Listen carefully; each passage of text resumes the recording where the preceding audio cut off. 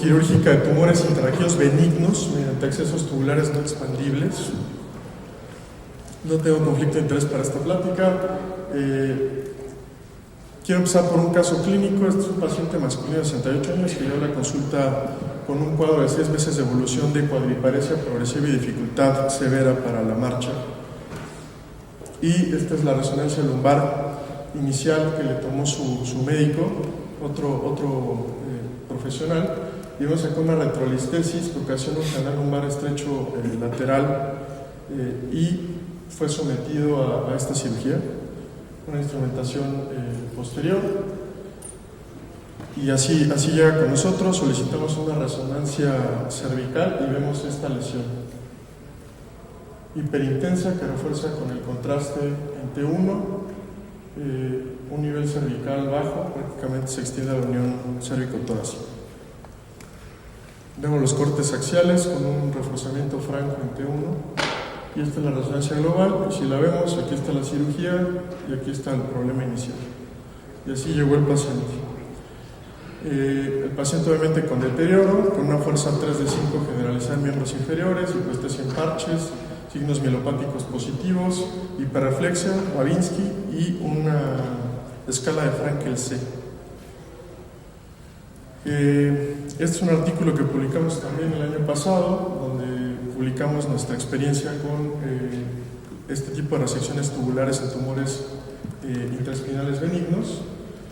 Y bueno, sabemos que estos tumores son 10 a 15 veces menos comunes que sus similares en el sistema nervioso central, en el cerebro, y representan solamente el 12 a 4% de estos tumores. La mayoría de estos son extramedulares, benignos y bien circunscritos, lo que hace su tratamiento quirúrgico la mejor elección.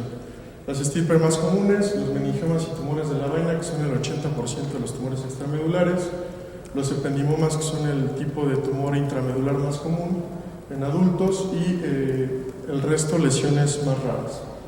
Esta es la clasificación más utilizada. La estructura más importante para definir a los tumores es la dura madre, y en base a eso se definen como tumores intramedulares los tumores que involucran el parénquima medular, los tumores extramedulares intradurales, los tumores que están dentro de la membrana dural pero que no se originan del parénquima medular, los tumores extradurales, todos aquellos que están fuera de la médula, de la dura madre. La sintomatología, lo que hay que saber de la sintomatología es que es inespecífica y que los pacientes se van a presentar con dolor lumbar y o síntomas radiculares y o mielopáticos. La mejonología es el parteaguas aquí en esta patología. Siempre tenemos que basar las decisiones en una imagen, y la resonancia es el estándar de oro. Siempre recordar que hay que definir el estadio clínico del paciente. Las escalas más utilizadas son la de Frankel y la de Asia. Empezando por los tumores intradurales extramedulares, el tumor más común son los meningiomas, que tienen un pronóstico favorable, y el comportamiento típico son de crecimiento lento, solitarios, bien delimitados y no invasivos, es decir, que no tienen un crecimiento local exagerado ni condición de metástasis. Y la sintomatología, lo que les decía, puede ir desde síndromes medulares como una hemisección medular, un síndrome de Brown-Séquard, o puede dar simplemente un síntoma radicular, etc. La mayoría son torácicos y solamente cerca del 20% son cervicales. Sí, se clasifican de acuerdo a la OMS en 3 grados. La mayoría, casi el 95%, son grado 1, es decir, son tumores benignos, y solamente cerca del 1% son malignos. Esta es una imagen clásica, hablando de imagen y tratándose un curso de imagen. La apariencia característica de los meningiomas demuestra una hiperintensidad heterogénea en la secuencia T2 y desplazamiento del parénquima medular franco en los cortes axiales, como se ve en esta imagen. Este es un meningioma ventrolateral del lado izquierdo, y generalmente puede presentar hemorragia.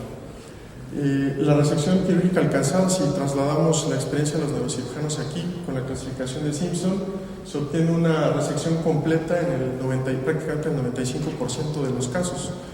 Tumores benignos, como ya lo habíamos mencionado, y solamente una tasa de recurrencia del 4%. Y una mortalidad muy baja, del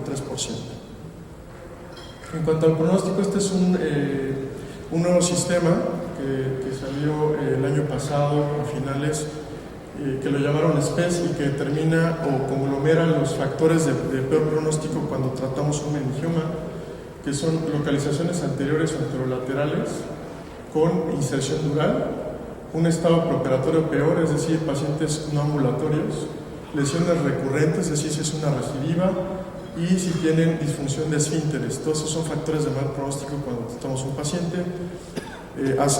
Cuando esto se calcula en 0, mejor pronóstico; cuando tenemos 3 o 4, el pronóstico es bueno. Hablando de tumores intradurales intramedulares, tenemos los ependimomas, que es el tumor intramedular más común en adultos. En niños es el segundo, después del astrocitoma, y tiene origen en las células ependimarias del canal central de la médula. Igual está dividido en la OMS en 3 categorías, siendo el mixopapilar el más común. Generalmente son esporádicos, ocurren a cualquier edad, generalmente entre los 40 y 50 años, excepto en los casos de neurofibromatosis 2, donde son múltiples y se pueden acompañar de schwannomas y meningiomas.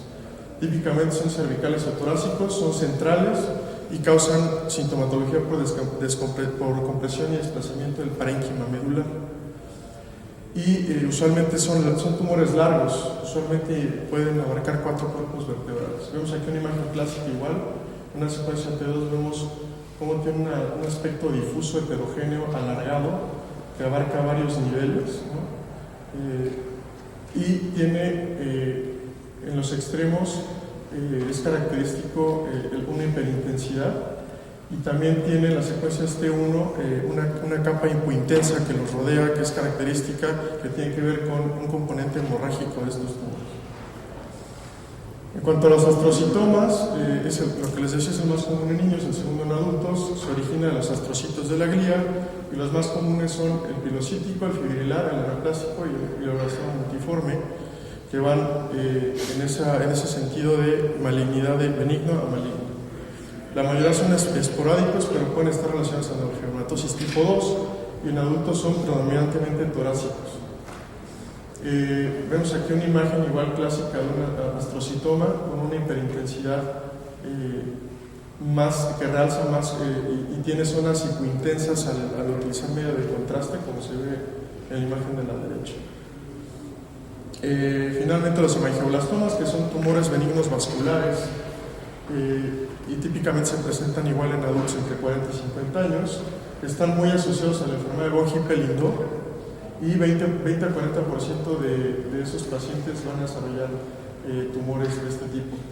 Son torácicos y cervicales, son de tamaño variable, frecuentemente son pequeños, y su irrigación depende de las bases piales. Son tumores desafiantes al momento de intervenirlos por el nivel de sangrado que pueden presentar, y es necesario en ocasiones realizar embolizaciones preoperatorias para disminuir ese riesgo. Y vemos la imagen clásica, son tumores de aspecto nodular hiperintensos francos y que refuerzan con el contraste. Y finalmente, los tumores extradurales, tenemos los tumores de la vaina, que son los schwannomas y los neurofibromas. Los schwannomas son igual de crecimiento lento, se estima que crecen 2 a 7% de su tamaño por año.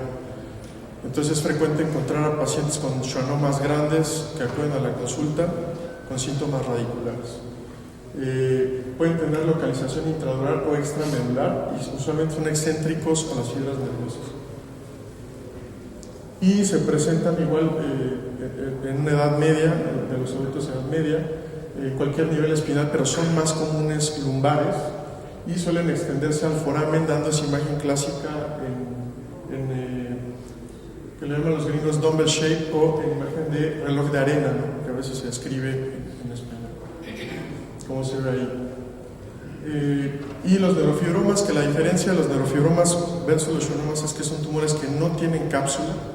Los neurofibromas están entremezclados entre las fibras de la raíz nerviosa, y por lo tanto su resección muchas veces cursa con lesión de la raíz, o hay que tomar la raíz para poderlo resecar completamente en ocasiones. Hay 3 tipos de morfologías: focal, difuso y plexiforme, y en estos sí puede haber hasta un 6% de degeneración maligna, sobre todo en pacientes con neurofibromatosis, dando lugar a un tumor de la vaina periférico maligno. y vemos el aspecto, cómo pueden incluir incluso, pueden tener extensión paraespinal como en este caso, y el aspecto es heterogéneo con zonas hipointensas e hiperintensas. Aquí están las diferencias, lo que les decía, por tomografía son idénticos, hay que tomar una resonancia magnética para poder diferenciarlos. El schwannoma tiene un componente hemorrágico, formación de quistes, degeneración grasa, desplazamiento de los nervios y a diferencia del neurofibroma que envuelve el nervio, lo toma. ¿Okay? Y hay un signo característico del neurofibroma que es el signo de la diana. Finalmente, los ependiomas mixopapilares, que aunque ya los describimos, estos pueden tener extensión intradural y extramedular. Básicamente, esta es la apariencia radiológica del ependioma. Si ven, todos se parecen, en realidad. Lo que hay que tener en cuenta, y el que tiene la palabra final, como siempre en los tumores, es el patólogo. Y diagnósticos diferenciales, pues tenemos un montón, ¿no? De tumores malignos, tumores óseos, etc. Ya hablando del tratamiento, pues el estándar de oro es la laminectomía extensa con resección completa del tumor, pero esto obviamente conlleva un riesgo de inestabilidad cifosis, por lo que incorporar técnicas de mínima invasión suena lógico. Y el término mínimamente, para aclarar, no se refiere al tratamiento de la patología como tal ni al acceso, sino a una estrategia bien delimitada para disminuir el daño tisular del paciente. Se ha hablado mucho sobre la evidencia, en realidad lo que ya de la evidencia dura que ya se tiene respecto a la mínima invasión es que hay un menor daño tisular, menor retracción muscular, menor sangrado, infecciones, incidencia de fístulas, estancia intrahospitalaria, consumo de analgésicos y narcóticos y un retorno más rápido a las actividades cotidianas. Sin embargo, la mayoría de las series que estaban publicadas en la literatura fueron con retractores expandibles, que igual al expandirlo, vamos a ver más adelante, pueden dañar los músculos. Esta es nuestra serie, donde tuvimos, vamos ahí, 6 tumores de la vaina, entre schwannomas y neurofibromas, generalmente de localización torácica, y tuvimos 5 casos de meningioma, y finalmente tuvimos un astrocitoma y un tumor, un hemangioblastoma. De estos, si ven el grado de resección total, se resecaron todos excepto en esos 2 casos que son tumores difíciles de lograr una resección total, como es el hemangioblastoma y el astrocitoma. Y el estadio postoperatorio, todos los pacientes mejoraron excepto 2 pacientes, el paciente del astrocitoma y el paciente de un neurofibroma que no mejoró. Nuestra conclusión en cuanto a las indicaciones de la resección tubular de tumores es esto: un tamaño del tumor de no más de 2 segmentos vertebrales, una localización de preferencia cualquiera, pero que no sea ventral. Cuando es ventral no es tan recomendado, y las contraindicaciones relativas, pues el tamaño del tumor, lo que decíamos, la localización ventral y las lesiones bilaterales que envuelven los recesos, que puede ser relativa dependiendo de la experiencia del cirujano. En cuanto a la planación, nuevamente lo que hablábamos de los estudios de imagen son cruciales para poder determinar. Hay que saber la localización, si hay o no involucro óseo, cuántos niveles afecta, el tamaño y la vascularidad del tumor. El objetivo es hacer esto, es lo que los neurocirujanos nos trasladan como keyhole o un abordaje limitado específicamente al tumor. Y la ventaja de los separadores tubulares no expandibles es que no desgarra las fibras cuando expandes el tubo. Este es un separador expandible versus uno no expandible, donde únicamente angulas el tubo para tener una visión adecuada. Y generalmente los diámetros que se utilizan para resecar tumores van de 18 a 20 milímetros. Es indispensable en todos los casos tener monitoreo neurofisiológico, un microscopio. Nosotros utilizamos un bisturí ultrasónico también, un aspirador ultrasónico para poder hacer el debulking del tumor, y fresas para hueso. Estas son imágenes transoperatorias de uno de los tumores resecados. En este caso, un nivel C3-C4, si es una laminectomía, como mostré en la primera charla, el abordaje es exactamente igual. Se puede hacer una laminectomía unilateral si es necesario, y por ahí podemos resecar el tumor. Y una vez abierta la dura, en el caso de los tumores intramedulares, también es factible cerrarla. De hecho, en el artículo también hacemos una nota técnica de los 10 pasos para poder cerrar los defectos durales, y se pueden dar los puntos con un castro viejo y los nudos bajarlos con un bajanudos artroscópico, y se puede facilitar bajar los nudos. Y finalmente esta es la resolución del caso que presenté inicialmente, una laminectomía. Se hace la durotomía. Siempre que se hace la durotomía lo hacemos con un bisturí de hoja 11 y la recorremos con el ganchito de nervios para poder abrir la dura y poder tener acceso al tumor. El diagnóstico del paciente fue un ependimoma grado 2 de la OMS, y esta es la resonancia de control a la posoperatoria inmediata, donde se ven los campos posoperatorios y la médula completamente esculpida. Y esta es la apariencia de la herida y el paciente en rehabilitación que mejoró su estado neurológico. Gracias.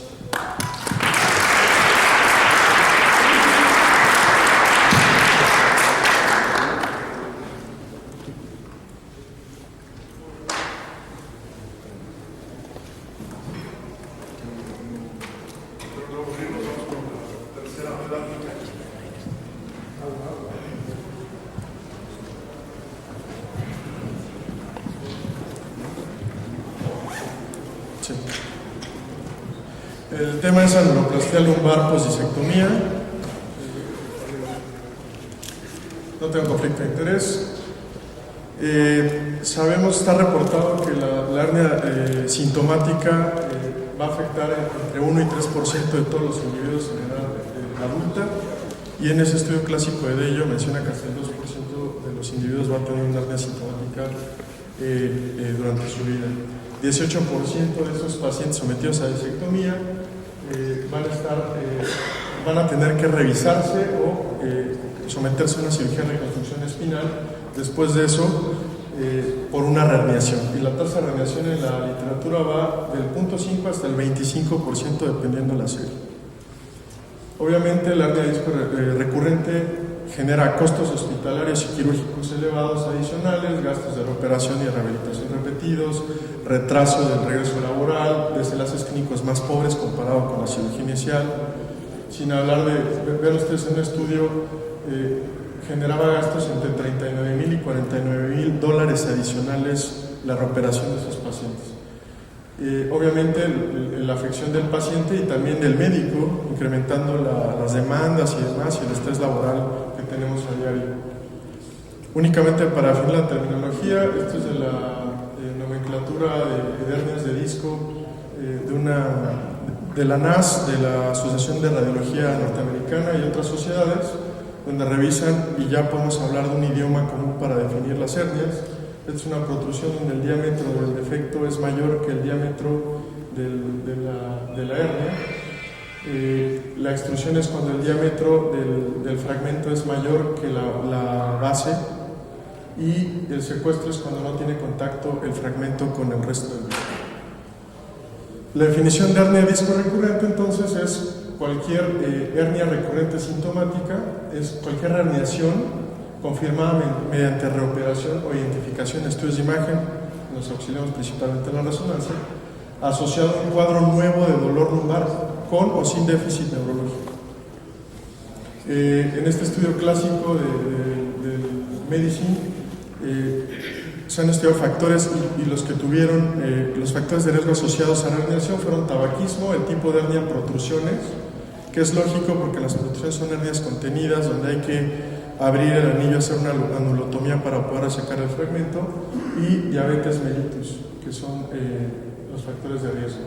También en este otro artículo se habla de que las vértebras transicionales lumbosacras, especialmente las castélidos y los discos hipermóviles, también están asociados a la herniación. Y estos son muchos otros factores que se han estudiado, pero realmente donde podemos incidir es en las hernias que tienen defectos anulares grandes, y se define grande como defectos de 6 milímetros o más. Estos pacientes van a tener el doble de reherniaciones comparados con pacientes de defectos menores en algunos estudios. Entonces, ¿qué hemos diseñado los cirujanos para disminuir la reherniación recurrente? La hernia de disco recurrente, perdón. Pues disectomías agresivas, que obviamente sabemos que los desenlaces clínicos son peores, empaquetamiento del espacio intervertebral con celulosa y otros materiales que han sido catástrofes y han condicionado complicaciones terribles, y secuestectomía y fusión, y finalmente los bemoles de la fusión que ya sabemos, ¿no? Entonces, ¿qué estrategias podemos tener? Actualmente contamos con